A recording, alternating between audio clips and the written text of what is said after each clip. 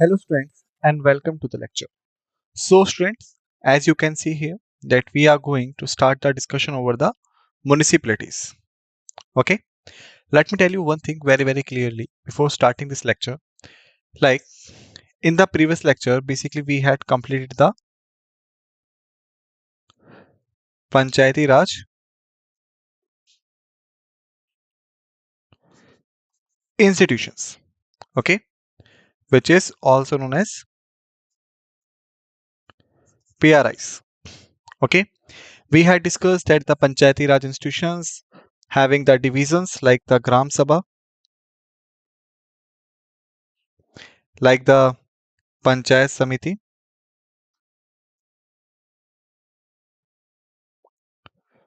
like the Jilla Parishad. Okay, Gram Sabha is at village level. Panchayat Samiti is at block level. Okay, and the Jilla Parishad is at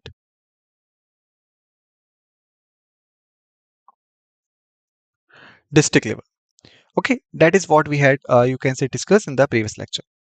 Okay, so the municipalities is having the grassroots in the system of the panchayat. But unlike the panchayat, which was more inclined towards the rural self-government, the municipalities is more inclined towards the urban self-government.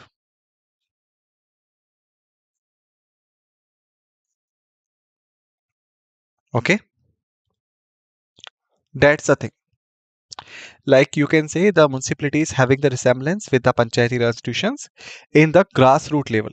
But when we come to the upside, or you can say when we come to the broader side, then basically the municipalities are for the urban self-government, while the panchayati Raj institutions were for the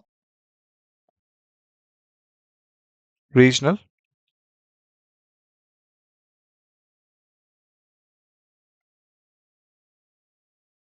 or rural self-governments. Okay, that's the thing.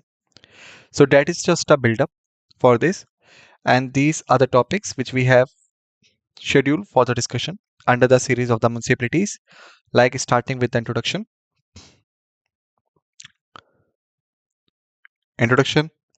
thereafter the evolution of the urban bodies, 74th Amendment Act of 1992, types of urban government, municipal personnel, municipal revenue, Central Council of Local Government.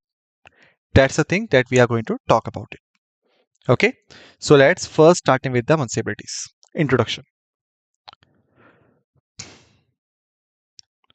Okay, like the term urban local government in India or in Indian contexts signifies the governance of an urban area by the people through their elected representatives. The jurisdiction of an urban local government is limited to a specific urban area which is demarcated for this purpose by the state government.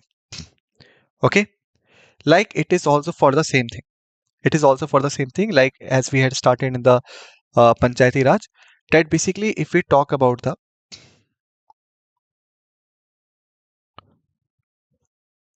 federal structure of Indian Constitution, then basically it's provide for the two type of government,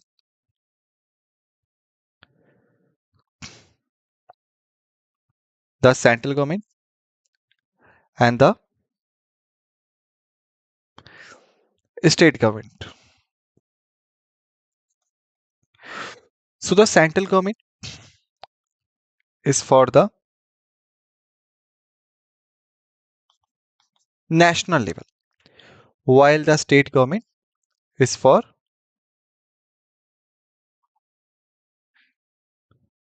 respective state or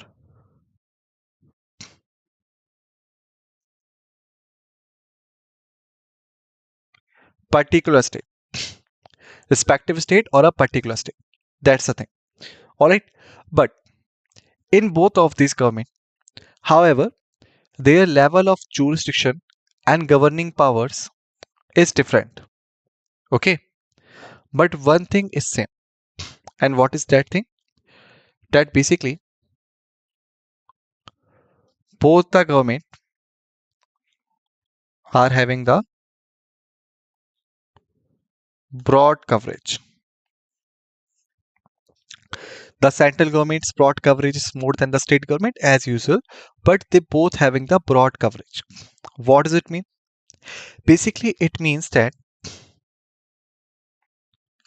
they are not empowered and not entitled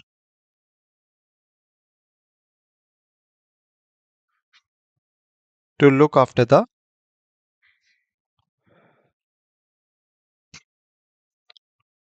local issues, right? To look after the local issues. That's why the new concept of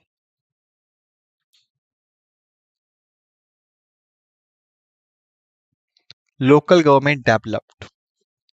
And under this local government,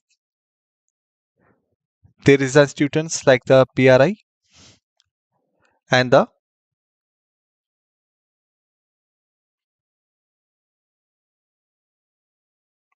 municipalities. Got it? PRI stands for the Panchayati Raj institutions and the municipality stands for the urban local government. Okay, so that is the similarity between the PRI and the municipalities. Like they both are the child of the concept of local government, which developed due to these reasons. Okay, but their domain and jurisdictions is different. Okay, and basically when we talk about the urban area in today's term, then it is an area which is demarcated. Okay, so that whatsoever the urban local government will be there, they will have the jurisdiction of that area only. For example, suppose if this is the state, okay, and these are the urban areas A, B, C, D. So what you are getting here? Like these boundaries are basically the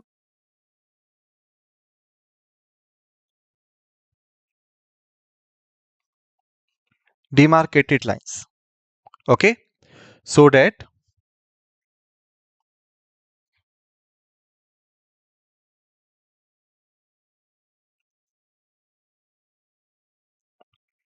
territories could be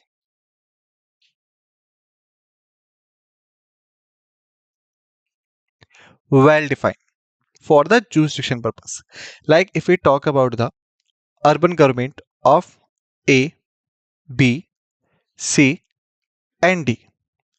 So whatsoever jurisdiction they have, the jurisdiction is only applicable to the territory demarcated by the lines. Okay, like D could only exercise the power within that particular area. Its rules, regulations, jurisdiction will not applicable to this area, and this area only within the demarcated area. Okay, so that was the thing, like how the urban area demarcated. Thereafter, there are 8 types of the local governments, urban local governments in India, and these 8 types are municipal corporations, municipalities, notified area committee, town area committee, cantonment boards, township, port trust, and special purpose agency. Like if we talk about the Panchayati Raj institutions, so basically they were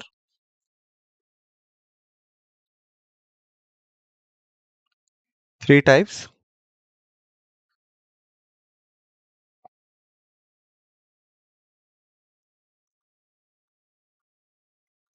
or 3 types.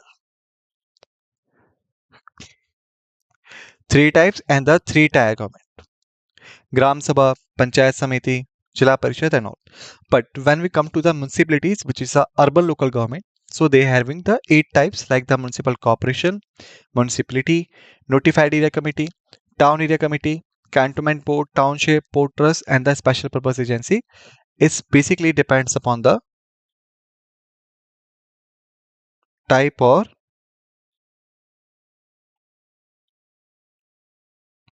composition of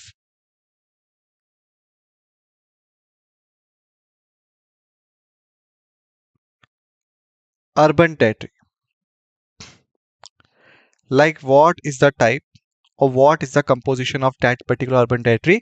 On the basis of this, the type of urban local government decided. Okay.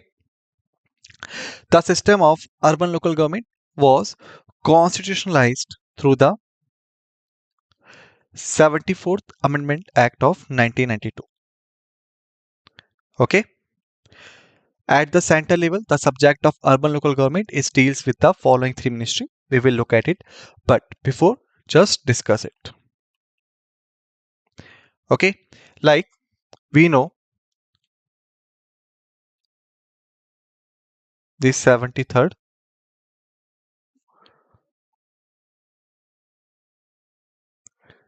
Constitutional Amendment Act of 1992 basically nationalized the constitutionalized the Panchayati Raj institution, and the 74th Constitutional Amendment Act of 1992 basically done with the municipalities.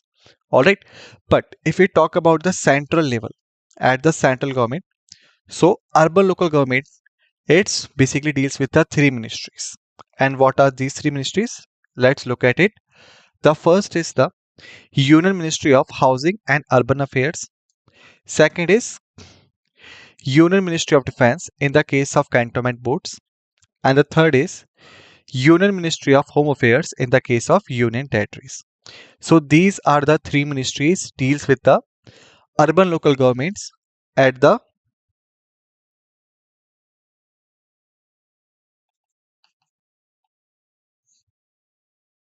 central level. Okay, so that is just you can say the basic introduction about the urban local government. Now let's talk about the evolution of the urban bodies. First is the historical perspective. The institution of urban local government originated and developed in modern India during the period of British rule. Now, let's talk about and revise something which we had already discussed. Like when we talk about the Panchayati Raj, as I had told you, basically the Panchayati Raj was existed during the medieval India and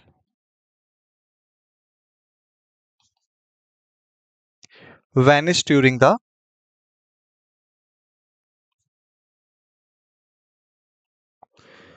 modern India by the Britishers. Okay, but when we talk about the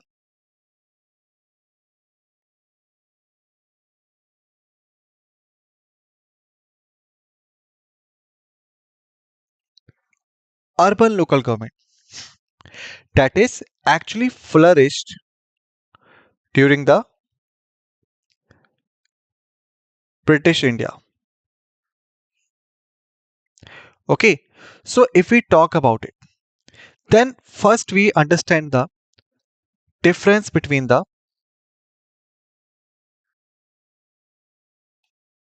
rural area versus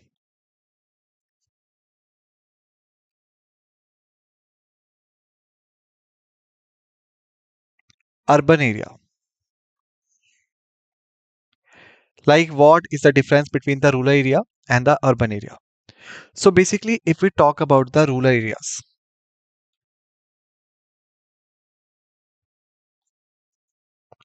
so it shows the villages, less commercial activities. Okay, thereafter the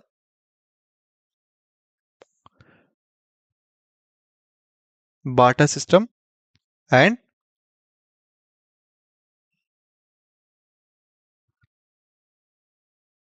agrarian economy.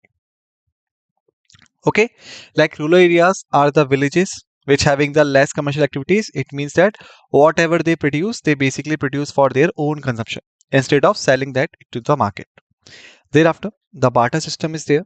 It means that the things are basically exchanged for the other things. And the agrarian economy, which means that agriculture is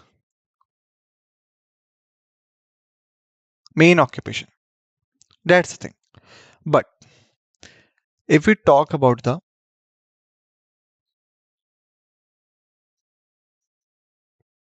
urban areas, they basically signifies the cities,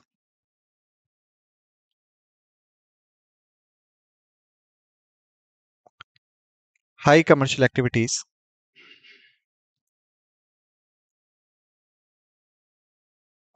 monetary system, and industrial and services economy. Okay, like the urban area signifies the cities. High commercial activity means the people here do not produce for their own consumption. They basically produce for their earning. Okay, it means that they usually produce the things, sell them out, earn the money, and then consume various things. Thereafter, the monetary system, which means that if you are living in city, then you are well aware about that if you're going to buy something, you are required to pay the price or money for it. Okay, like you could not do this if you want a mobile phone, then you will exchange the food grains to get the phone. This is not happen. Okay, it means that if you are going to buy the mobile phone, then you're required to pay the price or the money worth it to it. Thereafter, instead of the aggregate economy, the cities are generally the industrial and the services economy. It means that the main occupations here is the manufacturing and providing services. Okay, so that's the main difference between the rural areas and the urban areas. Now, come to the British point.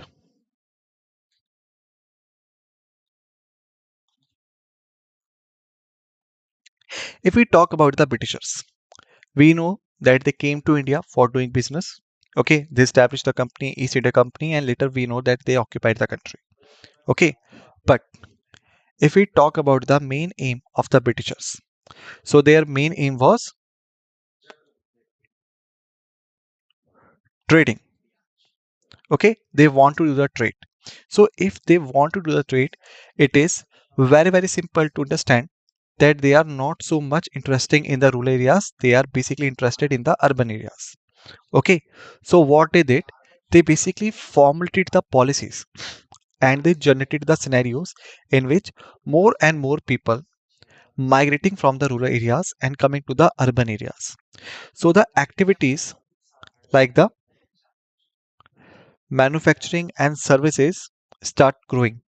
Why? Because they are receiving the people. But the agriculture activities were reducing. Not so much reducing, but reducing at a some extent. Okay, that's the thing. So when they formulated the urban areas, when they, you can say, established the urban areas, so they felt a situation that basically the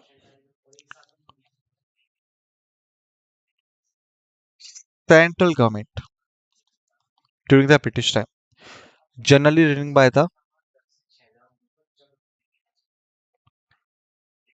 Governor General of India, okay, till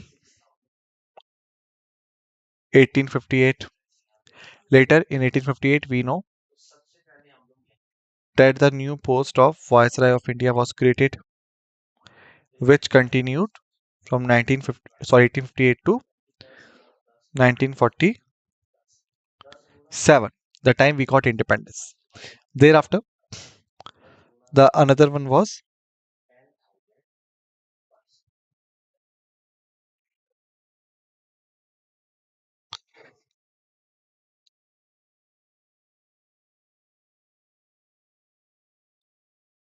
provincial government, which was generally running by the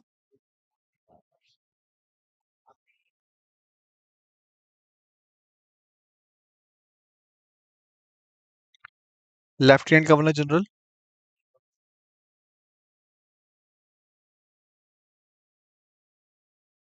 and the Governor General.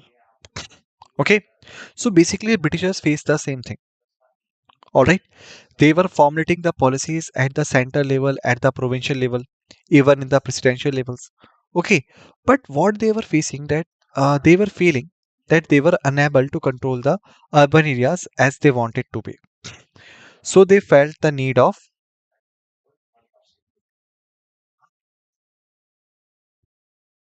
local urban government.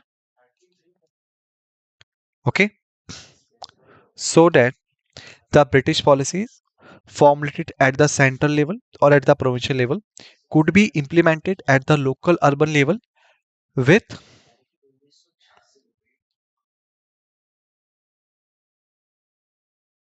smoothness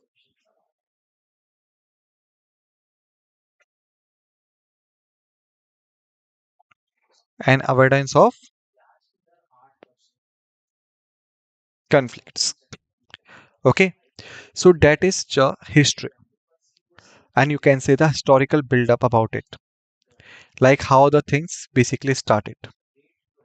Okay, and why the Britishers were keenly interested in establishing the municipalities and all. Okay, so let's talk about it.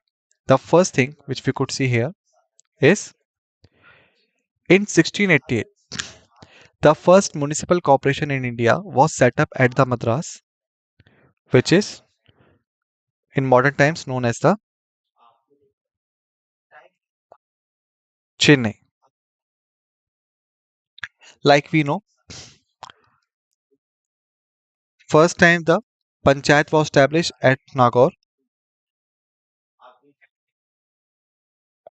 Rajasthan. Okay, but when it's come to the municipal corporation, so in India it was first established at Madras, nowadays known as the Chennai. The year was 1968, or you can say 1988, sorry, 1688, and here the year was 1957. Thereafter, in 1726, the municipal corporations were set up at Bombay and Kolkata. Now here, just notice one thing. Madras, Bombay, Kolkata. There is one common thing in between them all. And what is that? I'm going to provide 20 seconds to think, then I will give you the answer. Just try to apply whatever knowledge you have gathered so far.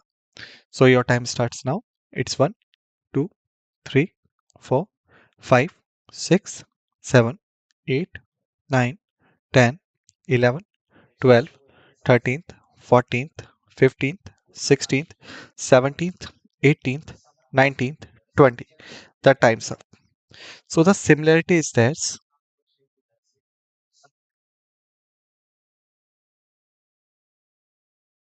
they all were the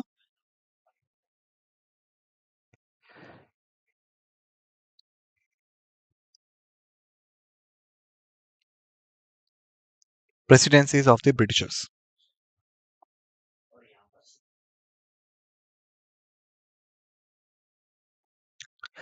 Madras Presidency, Bombay Presidency, and Kolkata stands for the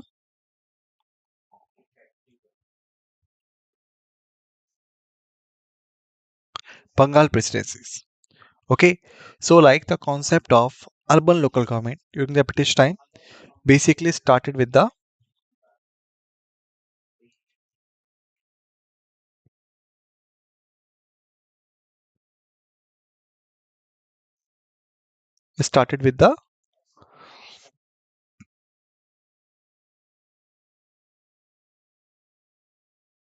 presidencies. Thereafter, there was a Lord Mayor's resolution of 1817 on financial decentralization visualized the development of local self-government institution. Like as we had discussed, that basically it is a local self-urban government, or you can say local urban self-government,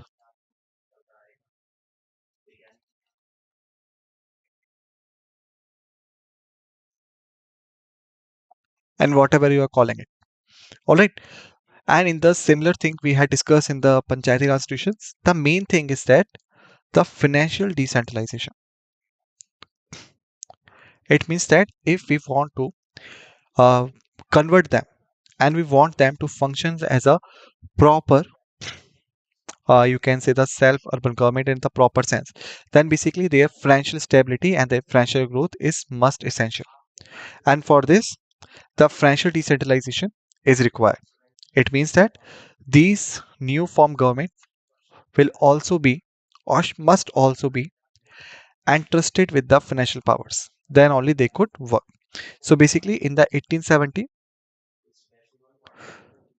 Lord Mayo presented the thing. Okay. Thereafter, Lord Ripon's resolution of 1882 has been hailed as a Magna Carta of the local self-government. He is called as the father of the local self-government in India. Like you can say that basically in the 1688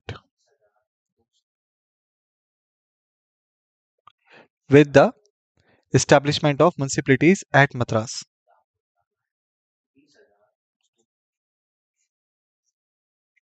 the things were begun to be flourished. But the main thing was that the powers were limited and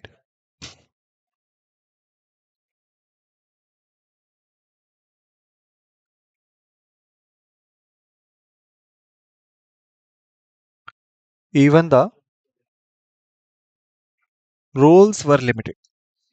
Okay, that's why in the 1882, when the Lord Sir Ripon was in the power, he basically passed the orders, which is known as the Magna Carta, or you can say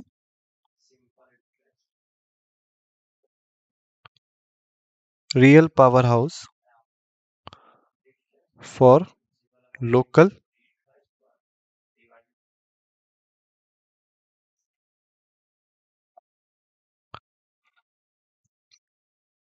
urban government.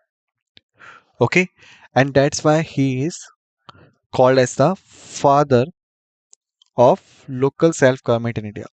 So this is the question for you. Like the question could be asked, who of the following is known as the father of local self-government in India?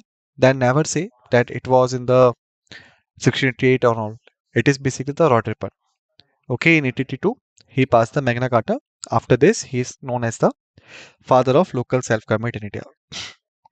Thereafter, the Royal Commission on Decentralization was appointed in 1907 and submitted its report in 1909.